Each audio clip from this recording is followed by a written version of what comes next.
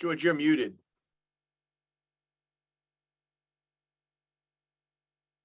Nope. Yeah, you got a big red mute over your mic. So I'm not sure if anybody heard you for the beginning of what you were just saying. How about now? Can you hear me now? Yeah, that's weird. It still has a red mark over your mic, but you can hear you now. Yeah, awesome. All right, well, let's rewind. Sorry about that, everyone. I'm 3 minutes in and nobody could hear me. So we're here in Orlando at IT Nation, or what will become IT Nation. So we're at, ConnectWise is holding their peer groups, which used to be called HTG, is now called IT Nation Evolve for, the couple of days pre-conference, right? And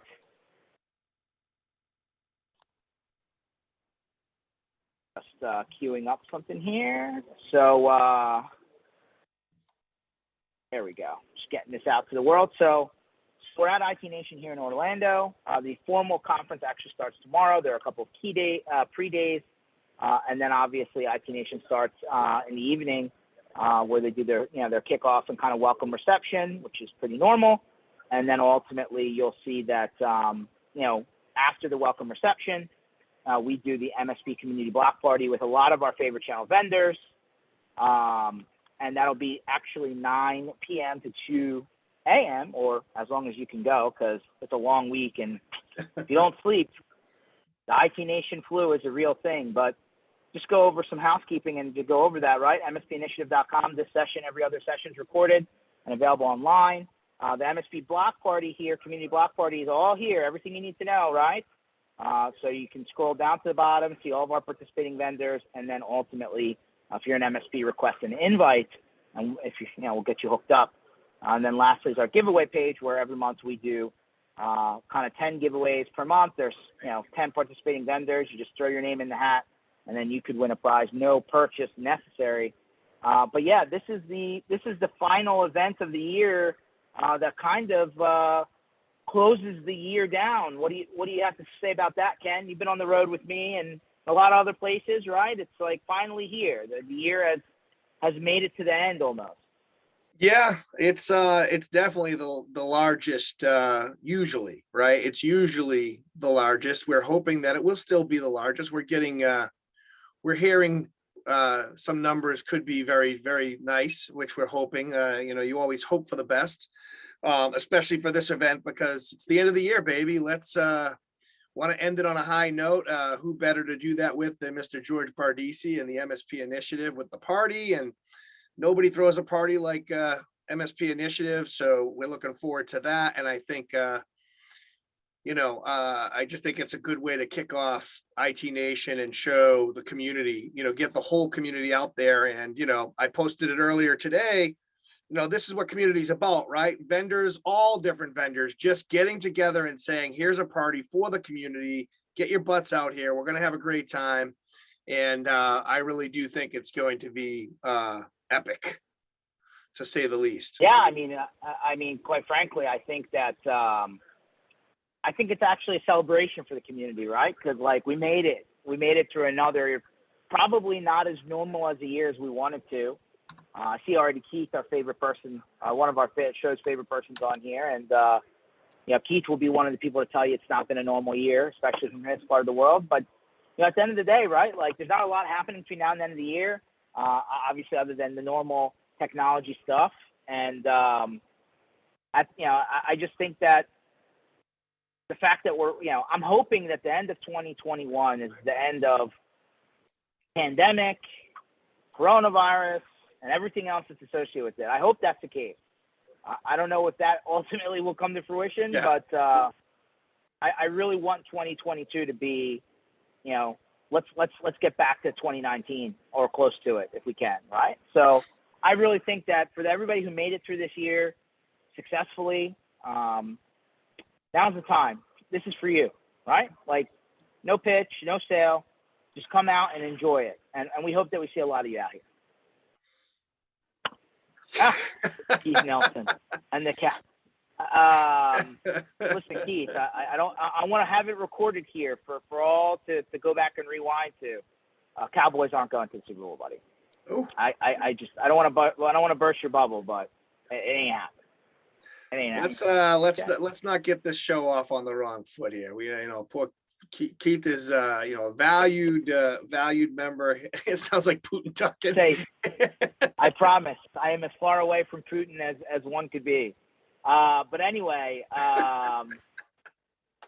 moving right along. So we hope anybody here in Orlando, please reach out. This is even people who aren't here officially are here, right? I like I said, about every half a day, like you see the buildup, right? And we're seeing familiar faces, people I haven't seen since probably 2019. A lot of those people have popped up. This is kind of like a culmination for the year, honestly. So very exciting. We hope we see you rolling the halls. We hope we see you at the conference bar. We hope we see you at the party. Don't be a stranger. So, all that being said, let's get some real world events, right? Because like IT Land, although this may be the last in-person big conference event for the Sandbox, the bad guys are still out there. Now there hasn't been an official announcement as to the reason why, but Comcast has been down across something like 10 states today. Yeah, I was actually going to tell you. Midwest. I was going to tell you there's a chance I could bounce off of this because I had trouble getting in because I was losing connection and it was coming back. It's been off and on all day. Yeah, so a lot of people are speculating that this could be another DDoS style, pay the ransom style attack. And I mean, imagine you have blocks and blocks and blocks of customers, 50, 60, 70, 80, 100, even 25, even 10, and they're all down. And you're like, hey, guess you should have had that backup internet. I guess It's a little late now, but yeah, goes to show you, right? It's not all sunshine and rainbows when all the utility style services go down, and it seems to be getting more and more, frequent. Ken, it's not good.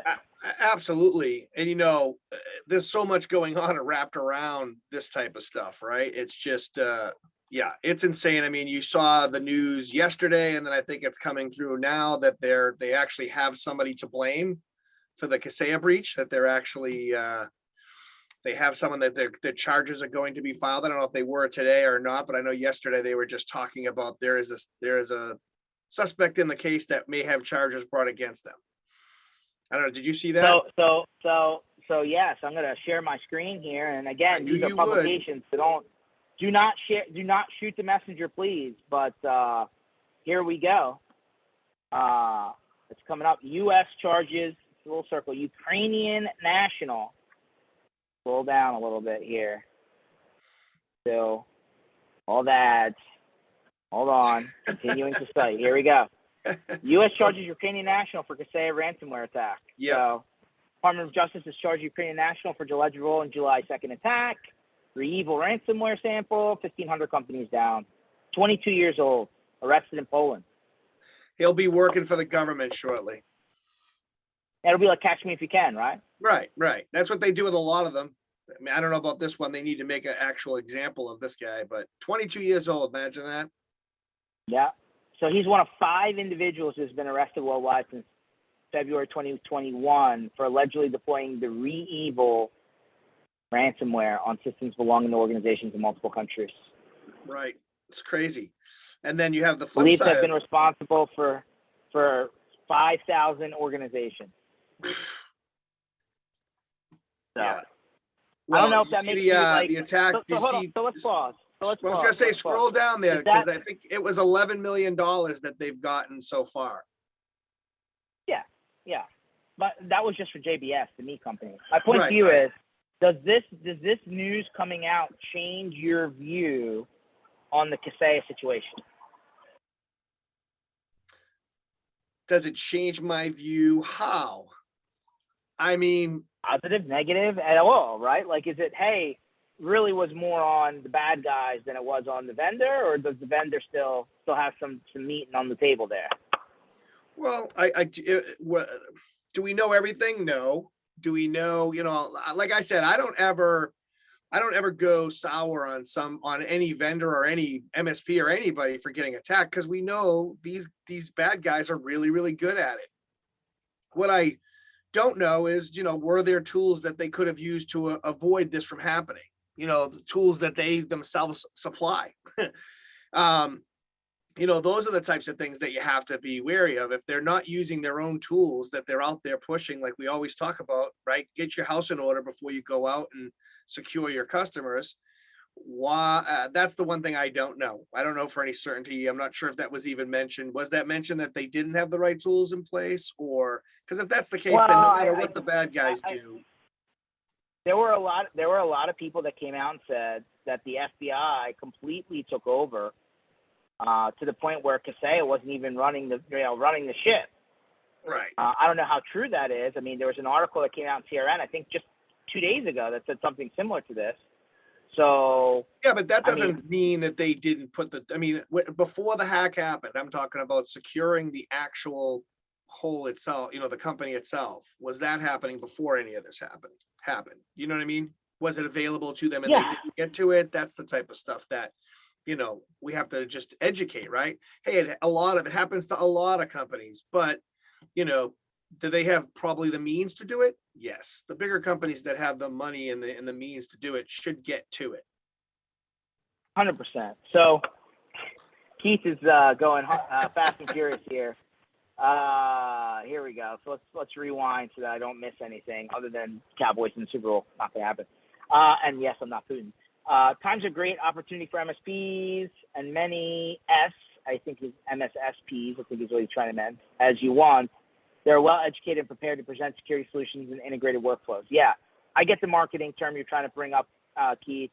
I mean, some people are just doing what the masses are doing. They're not necessarily the expert like a Matt Lee or somebody like that. Exactly. And I just don't think they have the time or the expertise to get all the way there. But yeah, I hear what you're saying, Keith. And then on the Comcast outages that are nationally, backup internet connectivity is cheap when compared to labor flows, something many commodity sales techniques miss.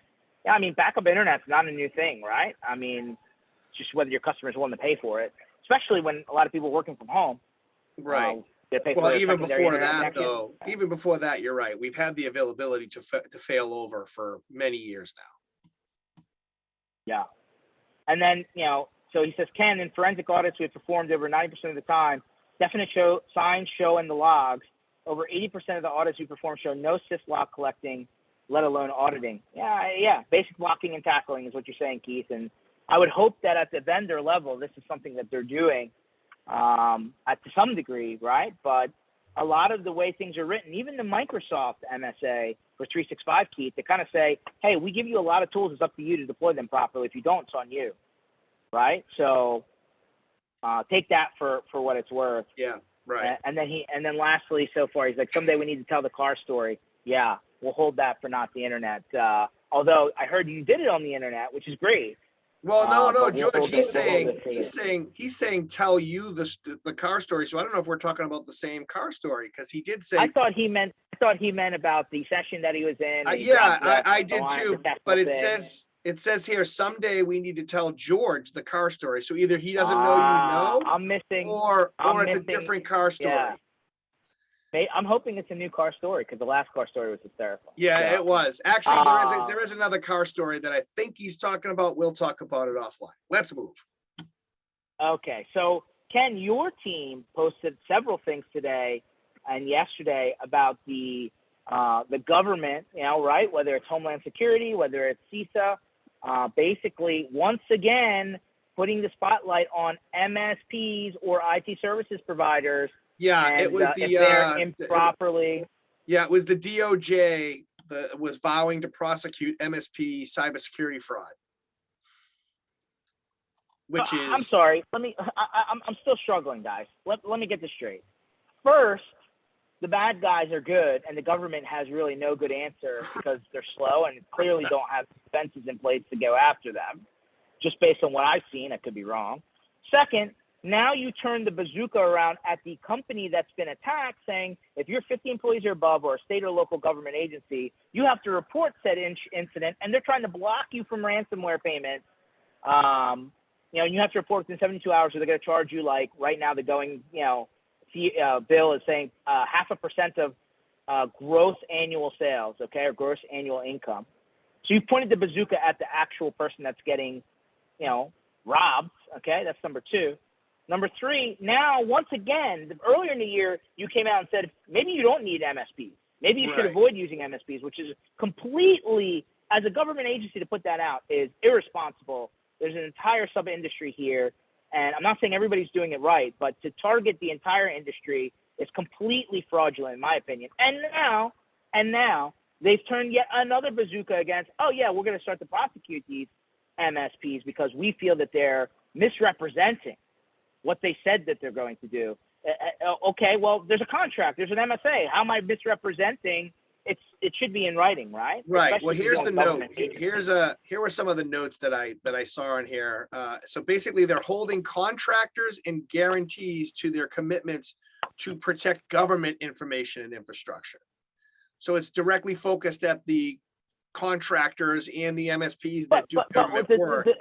Does government mean a local city or a township or a borough or municipality? Like, what does that mean? Because government's really big.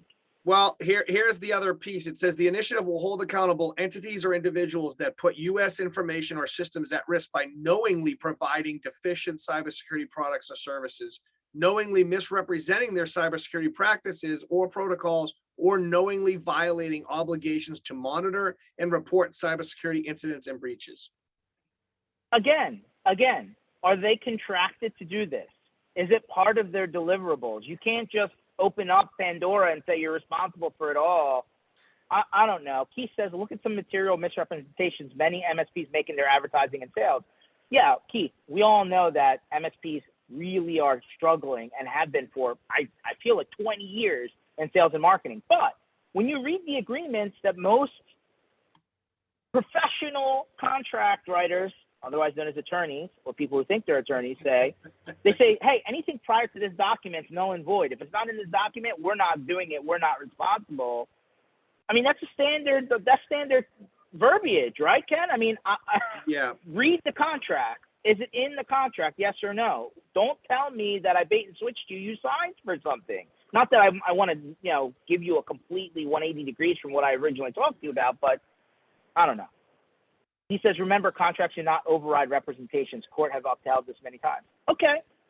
I'm not arguing with you on that point, Keith, especially if it's a true bait and switch. I'm not saying that should be allowed. But let's just put a reasonable scenario. Ready? I hate to pick on them, but we brought them up early in the broadcast. All right, Kaseya systems were, especially if they were hosting your systems, could be any vendor. Put any vendor in that that poll. Could be whatever. Pick your favorite one. But let's say you have Kaseya said it's they're hosting it, they're having it, they're doing it for you. It's supposed to be secure. They had this breach. You were represented that it was secure. You went to your customer that you represented to them that you were told it was secure, so you believe it's secure. Now they think it's secure, and it turns out that there was a problem. Was that a misrepresentation then, Keith? Because in that case, the argument's going to be that, oh well, how did you were this was something that could have been caught, right? You should have put something else in place to protect this because you knew that. No. Like this is Monday morning quarterback stuff, right? So I don't know. I just think that this is a slippery slope. It's definitely worth talking more about. But to be honest with you, Ken, I feel like the sandbox is under attack. Yeah, I know you're worried about it not being as directed at those scammers as it is at the whole industry. I know what you're saying. It makes sense. Because you're right. Every time we go down, it can be a slippery slope, right? Okay, we're opening it up. We're saying it's just this specific thing like Keith is talking about, which you're right.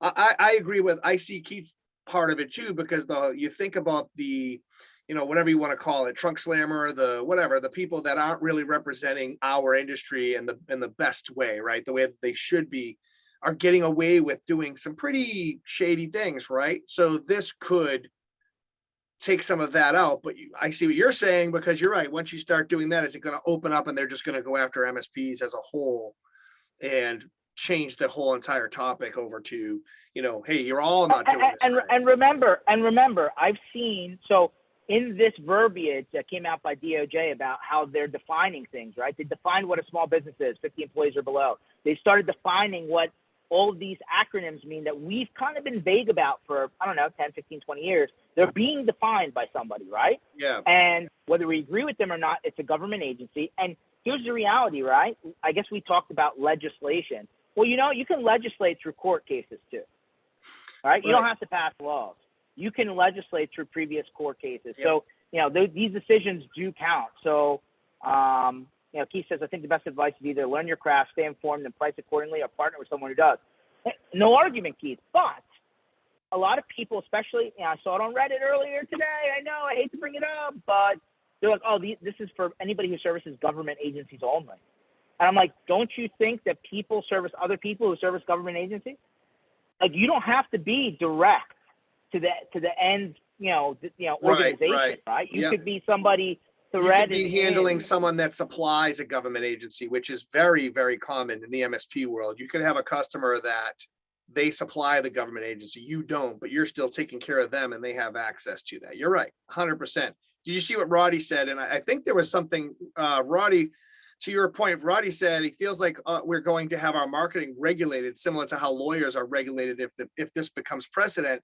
Roddy, wasn't there something on social earlier today about a case in Ohio that did just that? There was I'm not 100% sure. Maybe you can chime in here, but there was something. I'm thinking there was something else that popped up where someone actually posted a court case in Ohio. Oh, I think it was Matt Lee. I'm not sure if it was related to the market. Roddy has it. Of course he does. Roddy has it, of course. I'm really like Keith's point, right? Education. Keith, what is a CompTIA certification worth? What's a data certification worth? What's a ConnectWise certification worth? Right? Like, are you talking about a Microsoft certification? Or are you talking about a formal 4-year education with a degree? I mean, you do remember that real world experience. Okay, yeah, let's hear him. Let's bring him on. I'm gonna let him talk. Cross your fingers that it doesn't go off the rails. Well, I was also going to say Roddy posted the link to the lawsuit too. So let's talk to Keith, but then let's bring that up. Well, Keith, I'm gonna cue that up. Go ahead, Keith. All right, I'll take. Basically, I do advisories for the California State Legislature Speaker because I do the curriculum for the university systems on cybersecurity and such. They have a valid point, and I think we have to really. Sometimes it's tough in the industry to take a hard look at yourself. We just made up terms. Trusted advisor, when that didn't work, MSP, and just a little bit of trivia, the first MSP registered in California using the term managed service providers is a HAVAC dealer. So then when MSP wasn't good enough, let's just add an S. How many S's do we have? So while I do not, which is surprising here for me, do not think that academia provides all the answers. I think it's an option. Now, we have two problems, and the California legislator was not stupid when I talked to them. They looked at a lot of the vendor courses. Many of them are based on sales. Many of them are also, and there's a firewall vendor that's well respected. However, when you finish it, you know how to configure and sell and upsell their firewall. You do not understand, they do not go through actual basics. And so going back to when I'm aging myself, we taught HTML and everyone wanted to use, front page and all that. We made our students start with Notepad. Yeah. So they understood the principles before they just learned how many, designers just know how to use an Adobe product or WordPress, and they don't understand the principles. Right. So I think it would be holding on the industry to prevent some generalists. Do you really understand IP and the packets and how they work and how they retransmit and how it's different than encapsulated frame? And so, and by the way, I don't think the vendors are responsible for our education, marketing, or liability. And I'll say that again. And I'm sorry, Kenneth, that's an insult, but I'm going like, I own my business. I don't need a partner. I don't want someone to own my business with me. I want someone to provide services and solutions I can sell with confidence. I don't want your money to hold lunch and learns or, all that. Now you Well, can help. my big fear,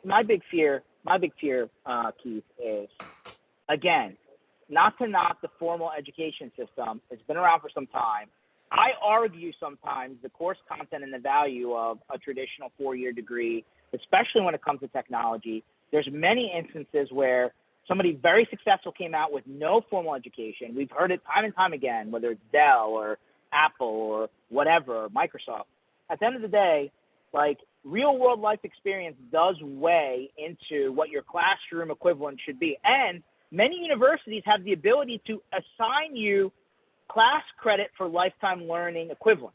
They don't advertise it because they're in the business of charging people for class time, but they do have an equivalent, right? A lot of the time for lifetime experience versus classroom time. So my point to you is, let's say I go to CompTIA and I take every certification they have. Remember, CompTIA is a industry nonprofit, okay? Okay, so I walk out with a bunch of CompTIA non-sales related certificates. Uh-huh. How are you using that to equate to a formal degree versus lifetime experience versus it's not that straightforward, black and white, Keith. I could tell you this. Now, this is from a guy who has formal degrees. They have a value, but they're also overrated. Now, remember, we're talking legislation. So those people that write legislation are attorneys. So they think you become an attorney by going to college and doing this format. So unless as an industry we grab this, and this is why I sit on Carl Pelichek's advisory board, unless we grab it as an industry and really take a close look at ourselves, you're going to leave it to legislators. Now, if you leave it to legislators, you're going to get academia. That's what they understand. Or are we leaving it? Are we leaving it to judges? Well, judges are forcing legislation, and you want to get political. I know you don't like to, but in the last few years, we have let the judicial branch become legislative. We can just stop there, and we've done it all over. We do it all. We're waiting for the courts to rule on things our paid employee legislators should be doing, but it will force legislation, and it's reactionary, and we need to be proactive. Yes. By the way, there's a saying, and I forgot, if you read a book a month, you're equivalent to getting a degree in school. Just remember that. I mean, I've heard that over and over again. If you're not educating yourself, and now we're getting into pricing, right? You can't educate yourself and dedicate time for your text to educate yourself with the blue light out at $50 or $100 or $200 a workstation. So you have to build that in your pricing. That's why I brought up the pricing. No, there are great ways to learn. I've never taken a CompTIA course just because I get a free pass on certain things, but I've heard they're good. But the more you educate yourself, and the thing is, I don't stop, and I have some pretty decent credentials. I'm reading 2 books a day. I read the legislation. These things change. CMMC, which some people, is a great guideline. And I saw MSPs the other day cheering that it was kind of toned down and going, wait, let's stop. Let's not look at what the government's forcing us to do. Let's look at what our fiduciary is to our customers. And those guidelines where they talk about reviewing logs, retaining logs, ring fencing are solid guidelines. Now, I'm not saying every business needs or can comply with all of them, but they should address every one of them. And you're going, okay. So now you're talking about what's an MSP's liability. And let's look at 2 things. Okay. Some people say, turn over your network to me and don't worry. And these are template-based sites. And I think Ken and I talked about a little bit in Anaheim when George shined us on and didn't show up, but we'll just leave that as that. And so, you're passing out things that are making an implied warranty that even your best attorney will tell you a contract will not override. I'll give you a short statement that was when I was a professional witness on. The attorney said something like, your website's at 20 font and your contracts at 6 font. Now that's an exaggeration, but he went that way. And you're saying, did you read the contract when you bought your last car? Come on. And that's, I did. okay. I did. Well, hold on. You asked me a question. Did I read the contract before I bought my last car? Yes, I did. Okay, good. Yes, I did. And then all the riders that are hidden, so the courts have ruled that it's reasonable to assume someone doesn't read all the red tape, and that the verbiage we use is what we call the laws of unscrupulous advantage. I'm supposedly a technology expert. You're a plumber. I'm selling services to you. So all you're saying is make the contract more readable to a lay person. I can do that.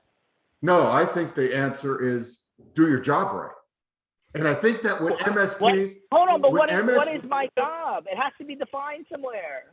I think that it's defined by, I sit on the bulletin boards and you read people saying, oh, I get this, my stupid customer, by the way, which just irritates me to death, because if customers knew IT, we'd be all out of business. I don't know how to do plumbing. I don't know how to do truck driving. I don't know how to empty a container ship. My customers are not stupid. They're smarter in other things. So you're going, and then they say he won't do this. So I'm going to have him sign a waiver. But it's the wrong thing. It's wrong. You know that he needs to implement 2FA. You know that he needs to have a correct firewall. You know that he has to have patches and so on and so forth. That would you give your doctor a waiver if you said, hey, I got this big lump on my head. I think it's a tumor. And he says, yeah, dude, that's a tumor. But you said, I don't want surgery. He goes, okay, it's cheaper not to have surgery. We'll let that go. Yeah, they call it an okay, so a couple of things against medical advice. A couple of things. One, Eric Pinto chimes in, says, Cowboys 2022 Super Bowl champs, not happening. You're not going to get there. Number two, he says, oh, he's a Russian. He says CISA guidance from July should not be ignored. I agree some finger pointing is undue, but too many service providers are constantly negligent. Where is the accountability? Well, okay, that's what we're talking about right now. Let's bring up this court case really quick because it actually feeds directly into the one Roddy brought up. I'm going to share my screen. This feeds directly into what we're talking about, right? So this is in Ohio, okay? So basically the argument, so this is an article about it, and if you really want to go dig into it, here is the actual 15-page filing, okay? So if you want to go into, follow this link, okay? You can read the actual formal filing, but it's in Ohio, and in a nutshell, they're saying the IT provider was negligent and basically saying the manufacturer noticed his Microsoft Outlook email account had been compromised. Hackers reportedly rerouted accountants' emails along with spreadsheets and other files. They created fake invoices and basically did wire fraud, right? So basically, the controller got spoofed. He got tricked. He wired money to what looked to be a vendor and was actually a bad guy just funneling money out, to a foreign country, I'm sure. And now they're saying $1.7 million. So in reality, they're saying that even though the guy in between the chair and the keyboard was the person who ultimately pressed the buttons and got tricked, that's really what it was, right? Got tricked. No different than Catch Me If You Can with the fake checks, okay? Got tricked. They're saying that it was the IT provider's fault because they didn't have enough security in place to prevent the guy from being tricked. That's effectively what I gather from this. Correct me if I'm wrong, Roddy. I know you've probably read into this more than I have in the last 5 minutes, but I have a material problem with that. I have a material problem with the actual lawsuit's claim. I don't, and I've read through it. And what do you have to say about it, Keith? Okay, look at what they promised. First of all, did they provide real, ready for prime time AV security? No. Okay. Then look what they promised. Hold on, Roddy. So Roddy came in, not trying to override you here, just want to make sure his point's being heard. The sticky point to the whole filing, the whole issue, is that the manufacturer had their own internal IT staff. Okay? So it really was a co-managed. It wasn't a fully managed. However, their whole case is on that the advertising, not the contract, not the MSA. It's the The advertising. advertising said you're a one-stop shop. Boy, who pointed out advertising overrides contracts earlier I in knew this that you call? were gonna love that, Keith. That's why I brought it up. That's why I brought it up, because I saw Yeah. this and I knew you were gonna hit on that. Yeah. And so you go, did they, and look at the billing, what they're billing for. And Well, Keith, just another drop in that too. He said that in Volta, which is the MSP, they even claimed the manufacturer's security rules were too relaxed. And though they did the managed security, they were not allowed to set security rules.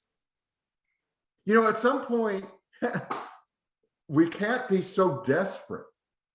I get that. I get And, that. and you're going, if I hear this all the time, and maybe I'm just living in a bubble. I have never walked into someone and legitimately explained to them the risk, compared it to their loss of labor. See, too many people sell IT as a cost center. And that's what's wrong. We're a business process reengineering. You know, by the way, 2FA, when you deploy it right, helps mobile executives log in faster to their core and keeps them on the right line of business application. So you make us, it's beautifully done. Look at something like a Duo or a Triple Opti. You get this beautiful login screen. We have, so it's people walk in there, I need to sell you this. And that's not right. I'm going to enhance your workflow. And by the way, you start saying, what happens when your email's infected and you now can't communicate with your clients? You still have to pay your staff. And so I've never run into this thing where people say, I legitimately sat down with someone, integrated security into their business process, and they said, no, I don't want to do that. You're bringing up some strong points that we talk about all the time. You're 100% right. The problem is that the shift from going after prospects that value what you do. We talk about this all the time, but there is still that group of MSPs that got into this by taking every single person that would pay them. And I was that way back in the day, and I shifted away from it. But that's the thing. There is this fine line, Keith. There are partners that are still trying to figure that part out. All I can say to MSPs is remember. So pumping into, hold on, let me pump in a couple of comments here from our friend Mitch from online. It says, if you're looking for a definition, you're also suggesting some level of certification or at minimum attestation that definition will be adhered to. I think he's talking about just the whole cybersecurity, what's involved, what's an MSA, what are you responsible for, et cetera. And then on a second comment, he says, to clarify, I'm not seeing validity necessarily in the lawsuit's claim. I am, however, saying there's shared responsibility, especially if it's co-managed. Sure, so that's obviously the claim coming back, right? Hey, you know, your team had access, your team had the ability to, you know, make changes. It wasn't just us. We facilitated this, and this. Your team did this, and this. That needs to be spelled out somewhere, guys, right? Like, it can't just be open-ended. I think that's why, although Keith's saying, hey, the contract's not the be-all, end-all, like, right. It's very important. Yeah, but to Keith's point, we're still talking about, the end of the day, liability, and the liability has grown exponentially over the last couple of years. So why would you be willing to take that risk on if you know that you have no control over the security itself, but yet you're going to be in there doing that? I've said this now for about a month. I'm going to re-say it again today. I believe every time this stuff comes out, and every decision and every lawsuit and every government agency that starts pouring the can in, it is going to fundamentally, I'm going to say that one more time, fundamentally, bold, underline, change the business model of the sandbox. I believe that to be the case. Why should I continue to put myself in the middle of the financial transaction, which is largely viewed as the person to go after first in the chain, when I'm not the one that's really, really, truly, the manufacturer and the software deliverer and the person. Well, yeah, you're going a step further. I'm talking about, we're just talking about basic setup here. We're talking about, if you don't have the full control of the security, how could you be responsible? Yeah, you're taking it to the next level and saying if that. But hold on, the whole business model of the sandbox is I'm going to bring together the best I can, the pieces in these categories. Yes. I'm going to continue Yeah. adding as time goes on, and I'm going to try and give you a holistic approach. But this commentary where some outside marketing firm, I'm going to just throw that in, or maybe just some business owner that thought the one-stop shop. How many times have you heard that, by the way? Every time. And they're going to take those 3 words, one-stop shop, and put in a $1.7 million claim on something that is completely not totally their fault and say that it is. I'm out. But first of all, Why? you're making assumptions that we can't make until we see the answer. We have the complaint. The complaint, there's no proof of what you're saying. It may exist, and I'm not denying it, George, but in the document we have, there are specific representations that this MSP made that at this point are not refuted. Now, if it comes over and says, Involta specifically assigned security to your internal staff, and your internal staff didn't follow the recommendations, you're on a different story. However, remember, this is for selling security. When you go in there to your customer and say, I need to replace your firewall with a better one, you're probably the guy that sold that to them. And I always tell people, remember that. You need to sell security and services as a dynamic industry, and we don't. Yep. And so you're sitting there going, the AV of just 5 years ago is not even, has no value today in the market, right? Go 10 years back when Norton was the answer, or maybe longer. But so, God, I'm aging myself, aren't I? So you're sitting there and you say, now there's allegations implied here. Was virus and malware protection up to date? Was patches up to date? Right. Was the firewall up to date? Were access controls, password policy, least privilege? And so was there adequate spam filtering and identification of spam? And so you're making a basic business cyber policy that most would have just tacked on to their professional liability would have covered such an event. I will disagree. Because insurance companies are now saying, how about if you didn't follow the guidelines. Let's forget about, why are we so worried about how we're going to cover it? How about we just don't let it happen in the first place by doing all the things that Keith just mentioned? The insurance policy is the absolute safety net, right? Yeah. Hey, we did these things. We tried to train our people. We tried to make sure they didn't click on the wrong thing. Right, but they all did, those things, they right? got through. Okay, but now the insurance policy has to match. Did they do all those things? Because to Keith's point, did they even have basic phishing training, let alone the tools in place to do all these things? Did somebody know they shouldn't click on something internally? It gets into a bigger discussion.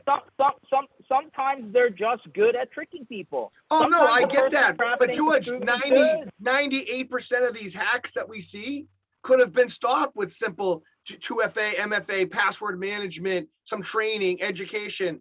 That's what comes out of most of this stuff. Yeah, they're really good, but we also make it easy. Yeah, see, I think that's about, and George, on your we'd have to see the answer. Yeah. And so you're kind of fighting uphill because you're fighting against one side. Remember that, was it Nancy Grace, right? She followed all these trials, and then they'd have the camera in the courtroom. And then it was every time there was a big, murder trial or something like that. We're going to have to do that for MSP lawsuits now. It's a thing. I'm going to create a whole new division here. We're going to follow the court cases. Yeah, I think that's going to come out fast and furious.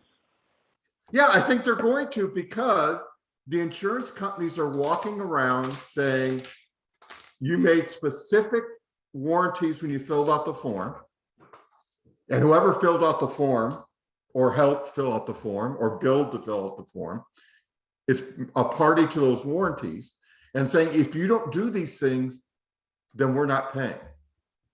Just like some insurance companies say, if you get an exotic car and let your 16-year-old drive it, you're on your own. Right. What my base point, I'm going to circle back to about 30 minutes ago. I believe the IT service provider industry, managed service provider industry, whatever what label you want to call it. I call it the sandbox. I think that's perfect definition. I believe it's being targeted unfairly. I believe it's being broad stroked, and the responsibility of other people on either side of the conversation are being completely taken out of the mix, and they're just targeting the guy in the middle, and that's not going to work. But George, let me answer that. And by the way, you're right to some sense. And what happens is, how do you become an MSP? You learn how to spell it? No, I'm serious, right? I know. Usually it took a lot of trial and error, and you either moved into an organization, learned as you went, apprentice style, or you self-trained to a degree, and then you had some formality added on top, or you went the complete formal route, which you went to a 4-year or even or more 4-year You plus. skipped one. You skipped one. Or you got booted from IBM and you hung a shingle and said, I'm an MSP. Yeah. So that doesn't mean that you don't have background. I just read a post the other day Sometimes where it doesn't mean you do either. a guy was asking questions. He said, I've been working help desk for 2 years. I'm going to start my own company. It was on one of the major MSP sites. And I'm thinking, like, boy, some of my help desk people I wouldn't let change paper in a printer. They're customer service people. They're there to fill out a ticket and let you know that I feel your pain, because they're nicer than me. Yeah. Those are the guys that get Teslas. No, only the techs. Yeah. Sorry. So not the people answering the phones and creating the tickets. The actual people working the tickets get the Tesla. Yeah. Okay. Yeah, we got that. So right, clear that up. You go. So you're right. There's a target we put on our backs. I'll concede with you that way. There's a target we put on our backs because, I'm sitting in a committee where they're talking about the legislation, and there's this real resistance to have any accountability. And there's some place in the middle. And what scares me, George, and I do a lot of advocacy on other issues, and I see a lot of laws get created. There's a middle that legislators do not know exists. And unless we grab hold of this and say, we are somewhat accountable, and here's how we're going to address our accountability, we're going to swing the other way to where they're going to ask for, just like they did in California with Contractors License Board. Did that make contractors better? No. Just meant the guy could pass a test, which the state gets money off of, has to take education courses where those schools get appointed by friends of legislatures, and you have to have bonding and insurance. So I think you're going to go in that direction unless MSPs raise their hand and say, we're going to do some accountability here. Yes, here's some base things we should do. We're not going to sell this. I'm going to insult someone. We're not going to do the Cal Worthington good, better, best, because why would I take your best if you're telling me good is good enough? If I went into a car and said, give me a fully loaded S-Class Mercedes, and the guy said, okay, you can get the good model, the better model, the best model. They all do exactly what you want. They all have all the features that you need. They all have the things that make your car safe. I'd go, oh, let me pay more. It doesn't make sense. Okay. All right. So a couple of things. I'm just pitching back in, making sure everybody's voice is being heard.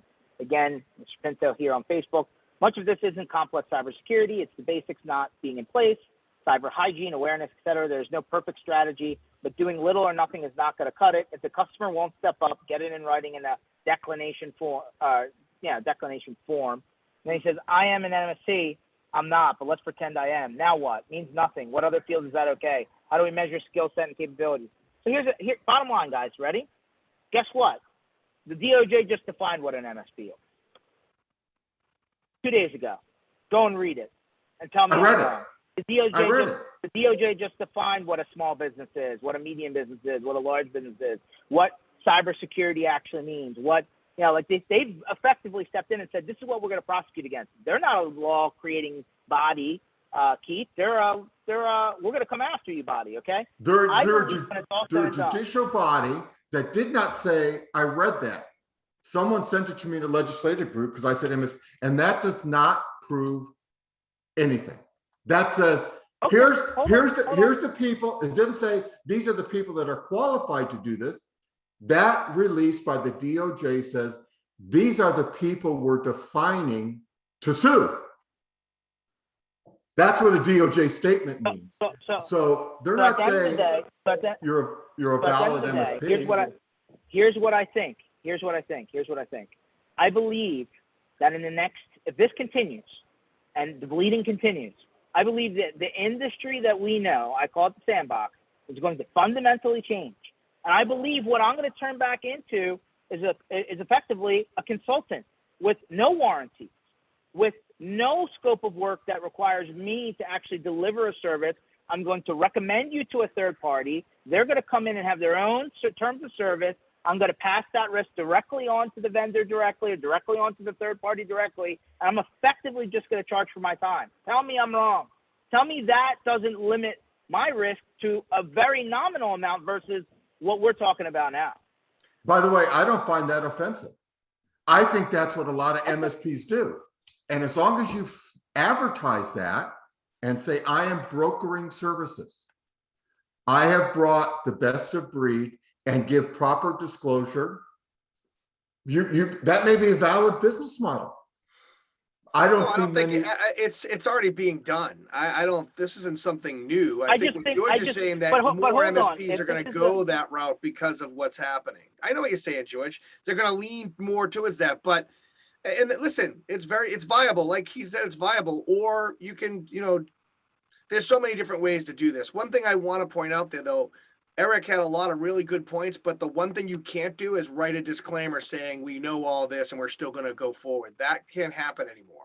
You cannot, George, you've talked about this 1,000 times. It's not valid. It won't hold up in court. You can't just say, oh, here's a disclaimer. So let me throw one thing out, okay?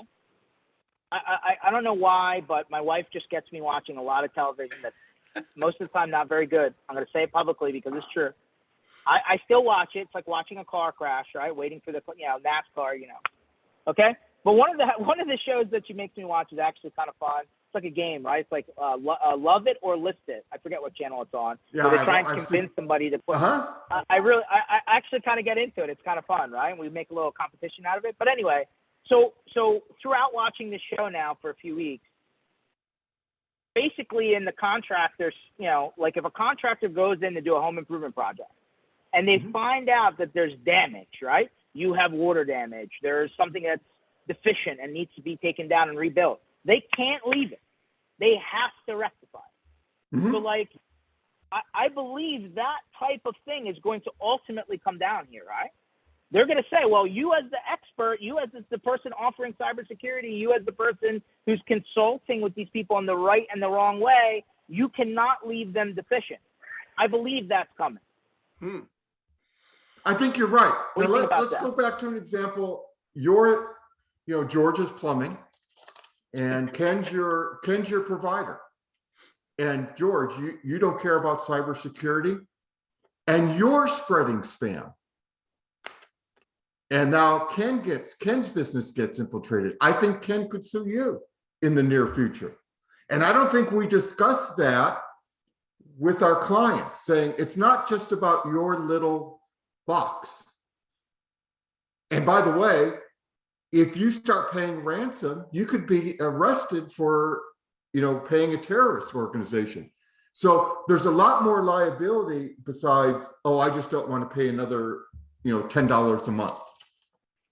And so, yes, laws change based on technology. Yes, I think there will be more stacks of liability. I think you have a valid point there. But I think your clients are taking on some liability too.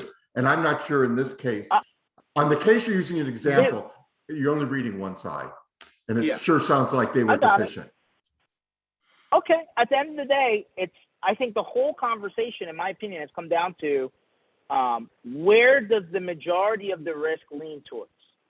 I believe as it stands right now today, too much liability, too much targeting, too much expectation is being forced onto the guy in the sandbox, and not enough is being absorbed by the actual end user or the person on the I call it the shit sandwich, right?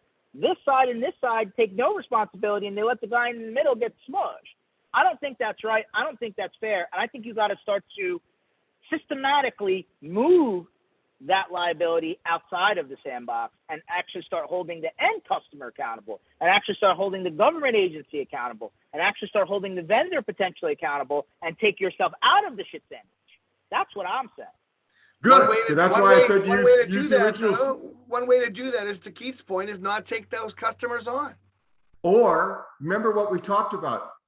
Use that original long form CMMC 1.0 that everyone was complaining about as your format that specifically points to NIST standards, and it says to your client, here's your problem, here's how we solve it, here's our roadmap, and make that much more clearer than, oh, if you don't want this, just sign this waiver.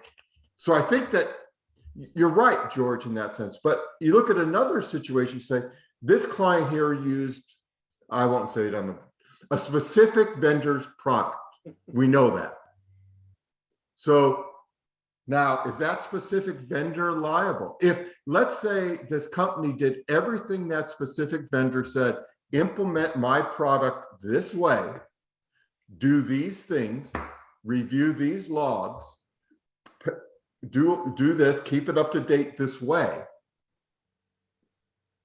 which I don't know if they did or didn't, but there's this lawsuit, the paper implies that Involta did not follow the vendor's guidelines. But what if they did do everything? What if I installed an XYZ firewall, kept it up to date, every patch was in order, I did their best practices per their training, read the logs, sparsed the logs, and the logs missed all this activity? I would say that the MSP has a case against the supplier. I also want to point out that all cases aside, it costs money to defend yourself. It costs money for this litigation to occur. And by the time you're all said and done, you may not make it to the end of that if this is going to be the status quo. That's 100% true, George. You know, we just talked about this. I joined an MSP or an IT provider or whatever back in the day who was in the middle of a lawsuit, and it was frivolous. But the lawsuit went on for years. They spent easily hundreds of thousands of dollars. They won, but they lost so much money in lawyers' fees. They lost so much money in time. Like the days they were out while I worked there was crazy. It was always a Thursday or a Friday. They were out because they were in court. They were dealing with this thing. Yeah, that's the bigger issue, George. You're right. Being dragged into court and winning isn't exactly winning. Going to court in the first place is always a loss. Unless you have documented practices that align with your insurance provider and buy a policy that gives you that protection. And we have IP. Yeah, we pay a lot for insurance, so we don't have to pay for lawyers. Yeah. Ian Richardson also pointed out in one of the community calls too that he stockpiles cash. He actually puts that as a cost of doing business and puts money away for such things, because he feels like if not, it's not a matter of if, it's when. So he kind of puts cash away in a fund for that as well. And you could answer those things, with you can get lawsuits thrown out pretty easy too. And with the right response. And we'll have to follow this one. I don't know, we got released from real high lawsuits in San Bernardino by showing with one attorney that wasn't a cybersecurity, that was a terrorist attack case, but by showing our best practices, one court here, boom, we were dropped off. And so having the right defense is based on having the right policies and procedures and processes in effect. And I'd like to see, I think to circle back on this and say, let's find Involta's response, which I've never been able to find. Someone sent me this lawsuit before and I looked and I go, this doesn't sound good. I don't see the response. Right. The response will answer those questions. And we're gonna create another MSP initiative feed here, right? It's going to be a Nancy Grace style court watch, MSP court watch. I'm going to come up with a cool name. You'll see. But So you're getting a blonde wig? Oh yeah, no, I'm gonna do the in court, camera and everything. We're gonna go blow by blow. Nice. So anyway, all right. Well, interesting session. I get heated a little bit because I feel like unfairness is getting a little bit crazy. I understand. There's a lot of movement here, but I feel a lot of arrows pointing in one direction. Usually that's when Putin comes in. No, I'm glad you do, and I hope more people do, because as that occurs, I think we'll have a better response as an industry. And that's my concern, is a lot of people just kind of shrugged it off. Yep. And are going, oh, I'm glad these, when you talk about HIPAA or PCI, I'm glad the government isn't enforcing it yet. You're going, no, you have a fiduciary to your customer. Let's focus on that. Even if the government, even if it wasn't, and I think we have the time, if more people, like you said, this is concerning. Yeah. And let's answer this professionally. Very, very, very concerning. So, Keith, appreciate you. Darren, saw you chimed in. Going to see you tomorrow. Ken's coming in tomorrow. We're at IT Nation here in Orlando, Hyatt Regency. Big party Wednesday night, 9 to 2. Come, to grab a drink, talk, have a good time, and hopefully, learn something and maybe get into this conversation right here, because I promise you it's not done. But we definitely want to see you.